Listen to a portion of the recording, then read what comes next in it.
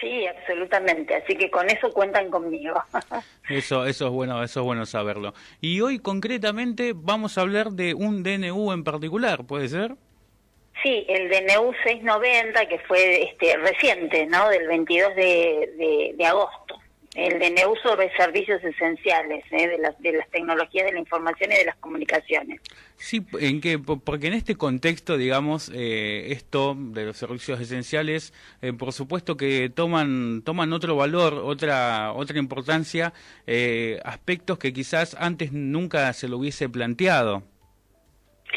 Sí, a ver, hay una cuestión que nos ha atravesado, que es el tema de la pandemia, que ha dejado de algún modo a la vista cuestiones o modalidades de trabajo o de acceso a la educación que antes quizá se utilizaban en menor medida, ¿no? Entonces ahora, ha sido de necesaria utilización durante todo este tiempo y se han visto ciertas falencias en este sentido, ¿no? No todos acceden a un servicio de Internet, con lo cual no todos acceden, por ejemplo, a la educación, ¿no? Entonces son temas que de alguna manera es necesaria la regulación, también con el teletrabajo, por ejemplo. Ahora la modalidad es el home office, y esto llegó de alguna manera para quedarse, para instalarse en nuestras vidas, y es necesario una regulación en este sentido. Algo ya se está viniendo, ya se está haciendo, digamos, se ha dictado una ley de teletrabajo, y ahora con este decreto lo que se pretendió es de alguna manera regular y darle un carácter especial, que es el carácter de esencialidad a este servicio público, no nombrarlo como un servicio público desde lo jurídico y darle el carácter de servicio público esencial, ¿no? Bueno, y esto tiene bastantes implicancias, ¿no? ¿Qué es esto de un servicio público y por qué tiene que ser esencial? De alguna manera es importante entender que los servicios públicos son actividades que es una función, digamos, que se dirige al público para satisfacer ciertas necesidades de carácter general de la sociedad, ¿no? Y entonces eso tiene un régimen jurídico especial, va a estar regida principalmente por el derecho público, ¿eh? El Estado va a intervenir para garantizar ese servicio público, ¿no? Por ejemplo, el servicio de transporte.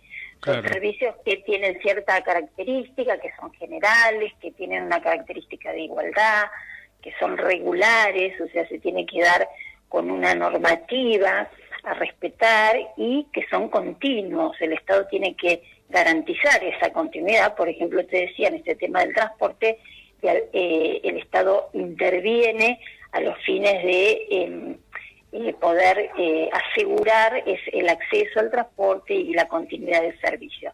Ahora, cuando hablamos que los servicios públicos son esenciales, significa que se vinculan con los derechos humanos, es decir, los seres humanos, por serlo, tenemos derecho a utilizar y a servirnos de ese servicio público esencial.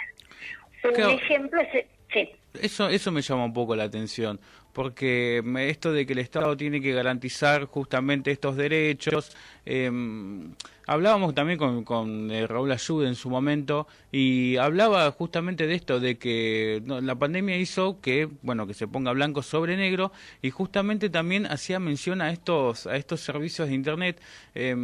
Sí, pueden garantizar la conectividad a Internet, pero sigue siendo hay una parte que sigue siendo excluida por no contar con con los insumos tecnológicos.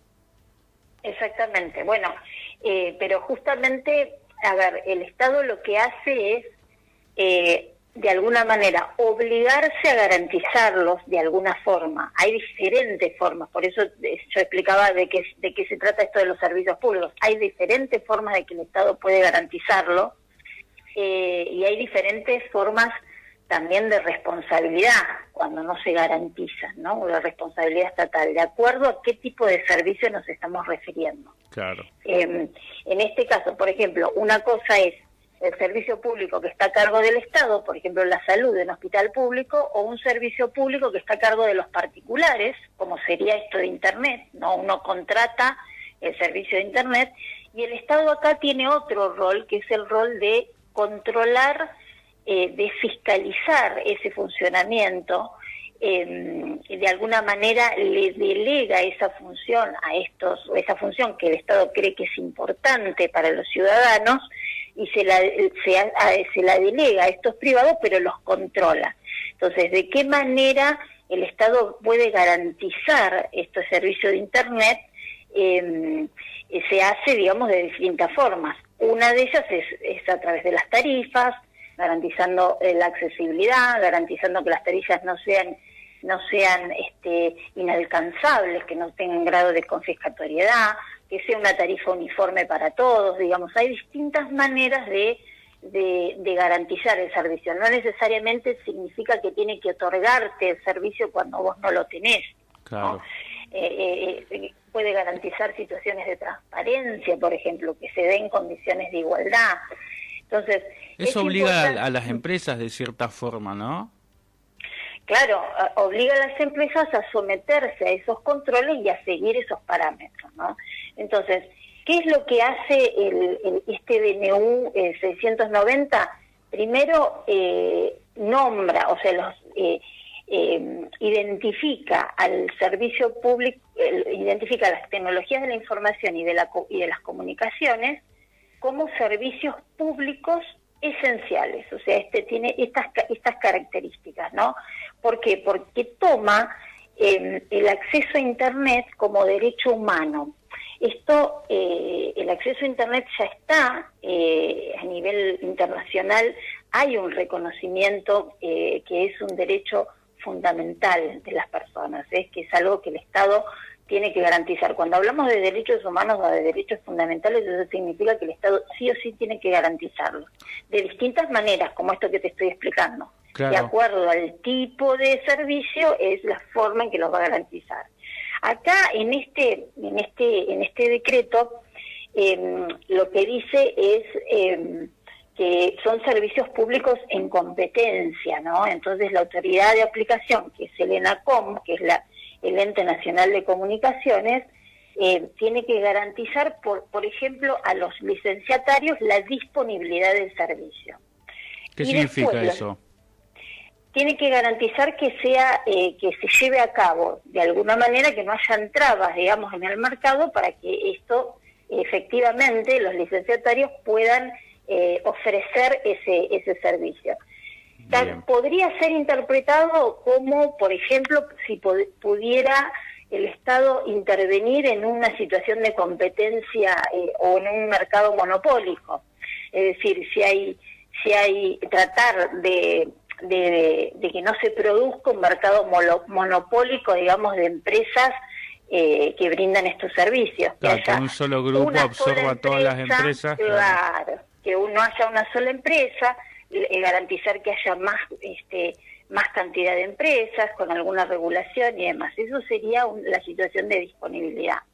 Y después, los precios van a ser fijados por los licenciatarios. Ahora, lo que el Estado establece en este DNU es que esos precios tienen que ser justos y razonables, que tienen que cubrir los costos de explotación y que ese servicio tiene que tender a la eficiencia. O sea, esos costos tienen que ir dirigidos a que el servicio se dé con eficiencia y ese con un margen razonable, ¿no?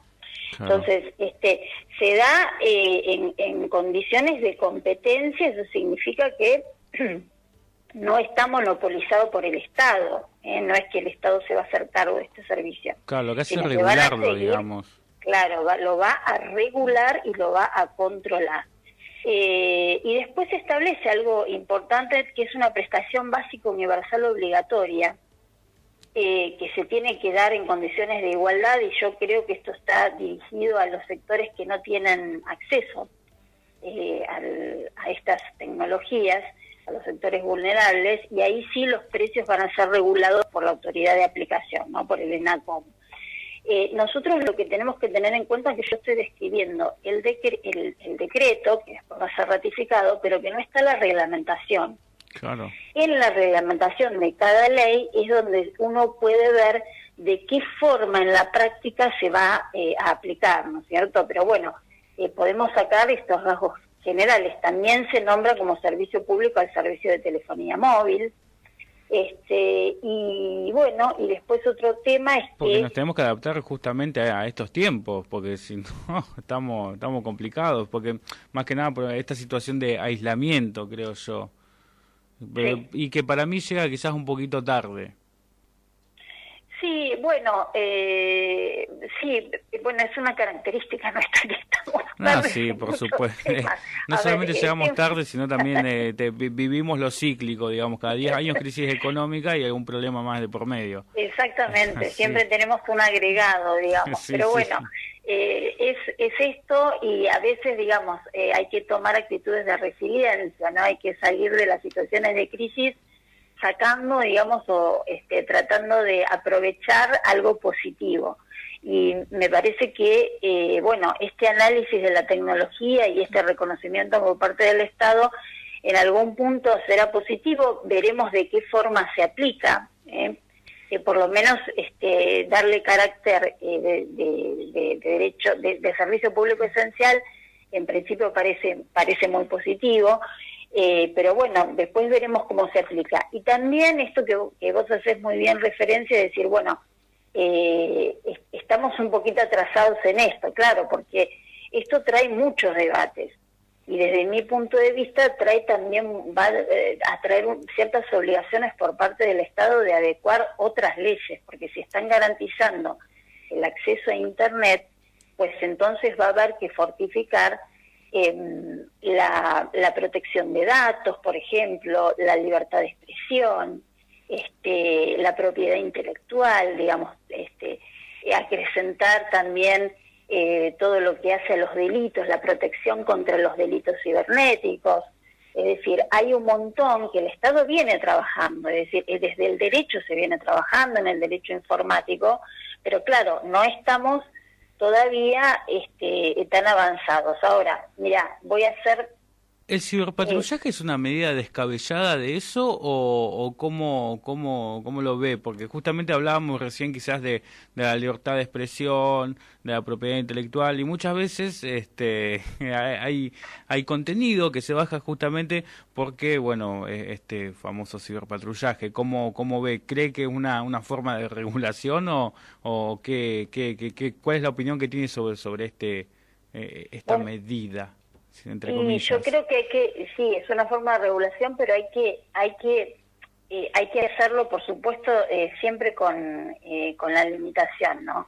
Es decir, el Estado en todas sus formas, ¿no? También desde el derecho penal, es importante que tome todas las medidas a los fines de poder garantizar a los ciudadanos la libre expresión, a los datos, que los datos sean exactamente los datos veraces, pero o que el ciudadano no esté enfrentado a un delito, y que no sea una víctima de un delito, y está bien que se toman regulaciones en ese respecto, pero siempre hay un límite, es decir, siempre el límite del Estado van a ser los derechos fundamentales, Claro, van a sí. ser los derechos individuales y los derechos entonces hay que tener una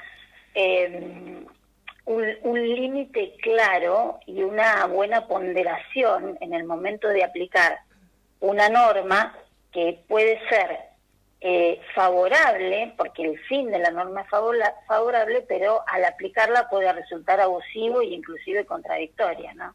Entonces sí, es una de las medidas. Ahora, ¿qué es lo que sucede con todo esto de las tecnologías? Hay un gran debate porque no se ha logrado regular el uso y el abuso en forma total, sobre todo de la inteligencia artificial. O sea, el gran problema actualmente que existe y que traen conflictos desde el derecho y conflictos desde los países, porque no se ha podido regular, a pesar de que hay comités que están trabajando internacionalmente en este sentido. No se ha podido regular la Big Data, ¿no? Lo que implica también que abarca la inteligencia artificial, ¿no? Que es la Claro. protección de datos. No hay una norma que lo regule, porque además estos datos se suben a Internet y quién es el dueño de los datos. y si esos datos no son veraces, y cuál es la finalidad de los datos que se suben a Internet. Uno puede dar muchas veces un consentimiento para una utilización de un dato y sin embargo esos datos son utilizados para otra cosa. Entonces esto es grave, es facilitador, por supuesto que el avance tecnológico es facilitador en muchísimos aspectos, pero hay otros tantos que el derecho tiene que regular, que los estados tienen que lograr poder darle una normativa que sea protectoria de las personas, ¿no? También cómo un algoritmo puede ser, cómo se lo califica, digamos, cómo juega un algoritmo con la propiedad intelectual, por ejemplo.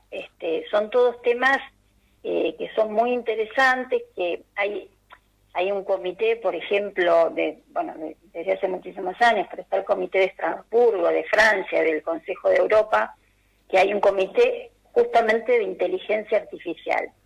Y los países los países no han logrado, que tienen representantes de todos los países de la Unión Europea, no han logrado ponerse de acuerdo y están trabajando desde hace muchísimo tiempo. Lo que hacen es dar recomendaciones a los estados de tener internamente leyes fuertes en cuanto a la protección de datos, ¿no? Entonces, a lo que voy con todo esto es que con este decreto donde se está garantizando el derecho de acceso, donde es un servicio público y esencial, pues entonces el Estado también va a tener que trabajar mucho en todo lo que rodea a lo que es Internet y a la protección de datos. Claro, por supuesto. Bueno, ese es un camino que va a llevar obligadamente al Estado, ¿no? En ese sentido, al gobierno. María, buen día, ¿cómo andás? Hola, buenos días. Esto también tiene que ver con que el Estado debería educarnos a nosotros a utilizar estos medios, si quizás para algunas personas es relativamente nuevo, para que no suceda esto de algún delito. El Estado tiene que garantizar, el Estado tiene que garantizar ese acceso significa no solamente el acceder de tenerlo materialmente. Claro. No solo significa eso, porque cuando decimos acceso, ¿eso qué quiere decir? ¿Que si yo no tengo Internet, el Estado tiene que venir a colocarlo? No. El acceso tiene que ver con esto, con qué posibilidades en condiciones de igualdad podemos tener para poder utilizarlo a los fines de la educación. Por ejemplo, ese es uno de los fines fundamentales, ¿no?, de Internet, a los fines de educación y a los fines también como decís vos, para poder utilizarlos y para poder yo recibir, por ejemplo, un servicio educativo a través de Internet, tengo que saber utilizarlo. Claro, para poder utilizar una prestación social, por ejemplo, en el caso de jubilaciones o en todos los programas que se están realizando, hay que saber utilizarlo. Entonces, el Estado debe garantizar eso también, el enseñar a la población a poder manejar estas nuevas tecnologías. Sí, claro, a través de programas es lo que debe hacer. Claro, sí, y como vos decías, el tema de las jubilaciones o quizás trámites así oficiales para que, no caigamos en alguna trampa también. Claro, bueno, por eso, una cosa es el acceso, claro, que te preparen para el acceso. Otra cosa es que uno está preparado y poder acceder. Claro. Y otra cosa es acceder y que además se utilicen, uno sea víctima de ese propio acceso. ¿Se entiende? Son tres cuestiones diferentes, que es a lo que yo me refería con la necesidad de regulación de todas estas cuestiones tecnológicas, ¿no? Claro, con una fuerte ley de datos, de protección de datos, hay que rever quizá también la ley de propiedad intelectual. También hay un tema que es muy importante con el tema de Internet, que es cómo de alguna manera influye en la democracia, porque de qué manera se toman en cuenta las voluntades reales en un sistema democrático, ¿no? eso también, eso es, Claro. eso es fundamental, ¿no? Entonces, porque por ejemplo para los sistemas electorales, ¿no? En el momento de las votaciones, en el tema de las elecciones, bueno, cómo juega todo eso, cómo se toma en cuenta la verdad, la voluntad real de los ciudadanos, si son reales o son fake news o son, digamos, Sí, cuestiones sin ir más lejos, lo que pasó en Estados Unidos con Trump y Facebook, de los 5 millones de personas que también hicieron ganar una elección justamente por, bueno, esto que recién menciona usted. Claro, por eso, fíjense hasta qué punto es importante tener una buena regulación en esto. O sea, esto hace que funcione bien nuestra democracia, ¿no? Nuestro sistema representativo y después hay algo que hay que tener en cuenta también en esto, ¿no? Ya que estamos hablando de este tema de qué es lo que se protege jurídicamente, si es la verdad o la veracidad. Claro. Porque también con todo esto de los logaritmos y de la inteligencia artificial parecería que hay una única verdad que es la que uno quiere escuchar. Sí. Y en realidad jurídicamente lo que se tiene que proteger no es la verdad, y también esto también referido a la libertad de expresión, ¿no? Sí, la veracidad, digamos. Es la veracidad, exactamente, lo que se protege jurídicamente es la veracidad, o sea, el tener una fuente de buena fe. Claro. Entonces, claro, por eso el tema del internet es muy complicado.